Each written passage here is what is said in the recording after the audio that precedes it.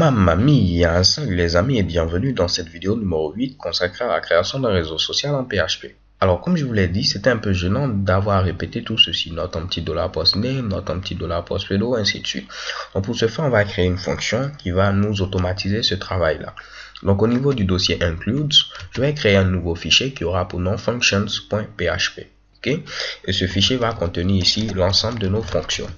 Donc la première fonction que je vais créer, ce sera tout simplement ici are_not_empty, ok? Ou bien je vais mettre à ce niveau tout simplement not_empty.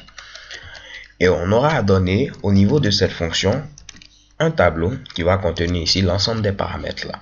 Donc là, en lieu et place ici de venir répéter tout ce michi là, donc je fais Alt 1, je n'aurai qu'à remplacer ceci par not_empty qui représente notre fameuse fonction. Je vais donner en paramètre notre fameux tableau. En premier lieu, j'aurai à donner ici le name. Ensuite, on va donner quoi? On va donner ici le pseudonyme. Après le pseudonyme, ce sera ici l'adresse email. Ensuite, le mot de passe. Donc, je mets ici password. Et pour terminer, le mot de passe de confirmation. Donc, password confirme. Donc, notre code, comme vous pouvez le voir, devient très facilement lisible. Donc, je vais mettre ici d'abord if. Je vais utiliser pour ce faire la méthode defined. OK? Alors là, dans ce cas, oui, on pourra définir notre fameuse fonction not_empty. Donc, elle prend ici en paramètre un tableau que je vais appeler ici fields, puisque ce sera ici tout simplement un ensemble de champs. OK? Et comme vous pouvez le voir, je donne une valeur par défaut à mon tableau. C'est ici un tableau vide. OK? Donc, si l'utilisateur donne des valeurs, on pourra maintenant vérifier ainsi de suite. Est-ce que ces différents champs ne sont pas vides? Comme vous allez le voir, ce sera très simple. Je n'aurai qu'à faire une boucle for each. Pour chaque élément, on va vérifier est-ce qu'il n'est pas vide. Donc, je vais dire premièrement, est-ce que l'utilisateur a donné des champs? Donc, je vais compter à ce niveau-là le nombre d'éléments de mon tableau champ. Si ce nombre-là est différent de 0, alors là, pas de souci, on pourra continuer. Dans le cas contraire, on ne fera rien. Donc, j'ai utilisé for each pour dire tout simplement, pour chaque champ que tu vas trouver au niveau de $fields, si notre fameux champ à ce niveau est vide, donc je mets ici if empty, ensuite $field, cela veut dire est-ce que $field est vide?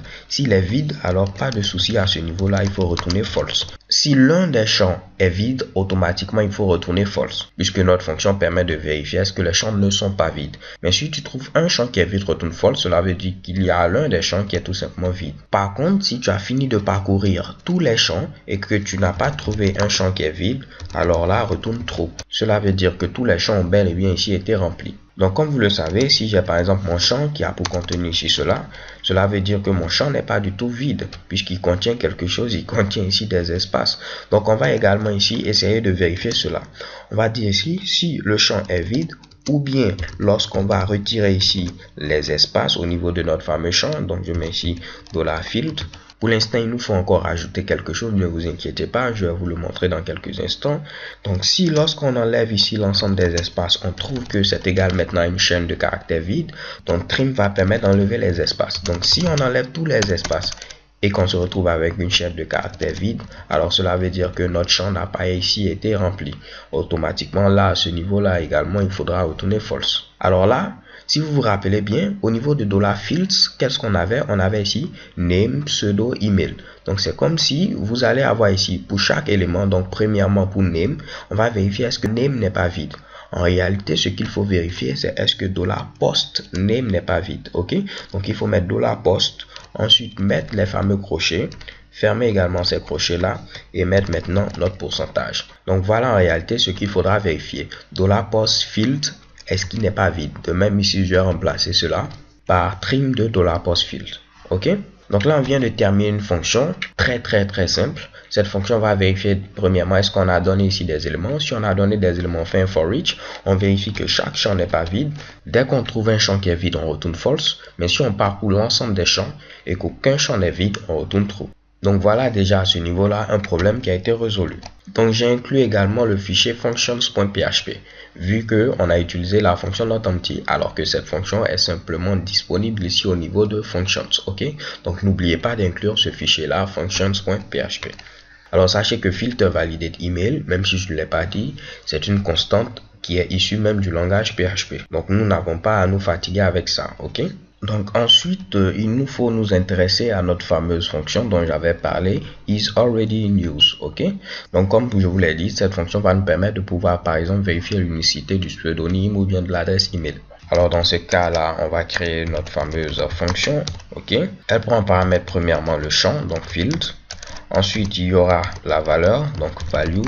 Et pour terminer, il y aura à ce niveau la table. Alors, comme vous pouvez le voir, on va avoir besoin d'accéder à la base de données. Et si vous vous souvenez, au niveau de config, database.php, j'avais ici cet objet-là db qui me permettait d'accéder à la base de données. Donc, ce que j'ai à faire, c'est au niveau de register.php, je vais remonter tout juste à ce niveau-là.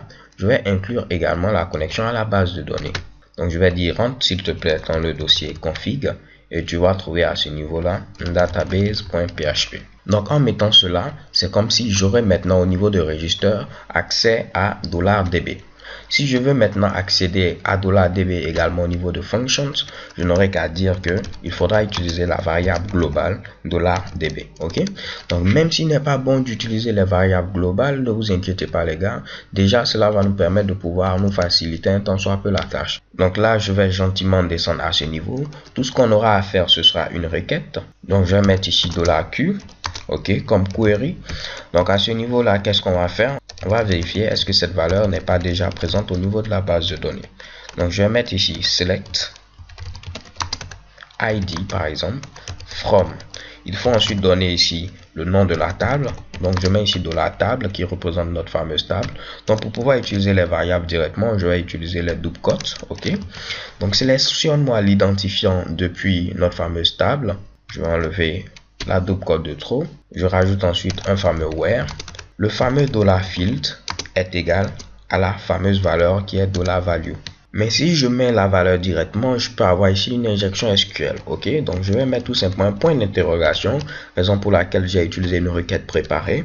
Ensuite, je vais exécuter ma fameuse requête en mettant ici execute. Il faut donner ici un tableau dans lequel il y aura ici les différentes valeurs. Ici, c'est qu'une seule valeur et ce sera ici $value. Oups, je dois mettre ce Mitsubishi au niveau de notre fameux tableau.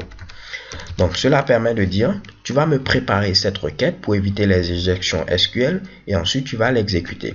Donc sélectionne-moi l'identifiant depuis la table ici qu'on aura donné, où tu vas trouver que le champ par exemple email est égal à l'email que l'utilisateur a donné. Donc si on réussit à trouver un identifiant, cela veut dire quoi? Cela veut dire que à ce niveau-là, la valeur existe déjà en base de données.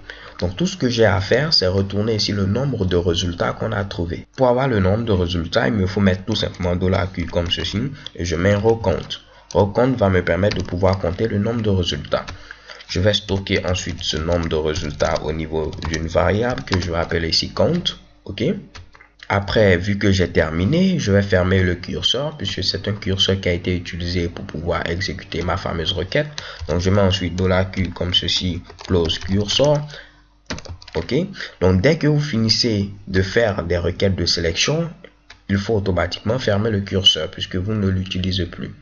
Et une fois que j'ai fermé le curseur, je peux retourner maintenant ma fameuse variable $count. Donc au niveau de $count, on pourra avoir 0 ou 1 par exemple. Ok. Donc 0 dans le cas où la valeur n'existe pas déjà en base de données et 1 si cette valeur existe. Donc 0 sera interprété comme false et 1 sera interprété comme true. Donc si on retourne 0, cela veut dire que la valeur n'est pas déjà utilisée, donc il ne va pas afficher ici pseudo déjà utilisé. Mais s'il retourne 1, dans ce cas-là, on aura au niveau des erreurs pseudo déjà utilisé. Ok. Donc vous voyez très facilement, on a déjà écrit ici deux fonctions. Une fonction notEmpty et également une autre fonction à ce niveau-là, is already in use. Je vais bien formater ceci. Tentons maintenant de voir où nous en sommes. À ce niveau-là, on a vérifié que le formulaire a été soumis, que les champs ne sont pas vides. Également, on a pu faire nos différentes vérifications. Est-ce que également le pseudonyme n'est pas utilisé? De même ici que l'adresse email, même si on n'a pas encore vérifié ce Mitsubishi pour l'instant. Ne vous inquiétez pas, on aura l'occasion de vérifier. Il va nous falloir maintenant ici envoyer le mail d'activation, de même que informer l'utilisateur pour qu'il vérifie sa boîte de réception. Alors les gars, je crois qu'on va s'arrêter là pour cette vidéo. So thank you guys for watching. Don't forget to subscribe and have a nice day. Peace.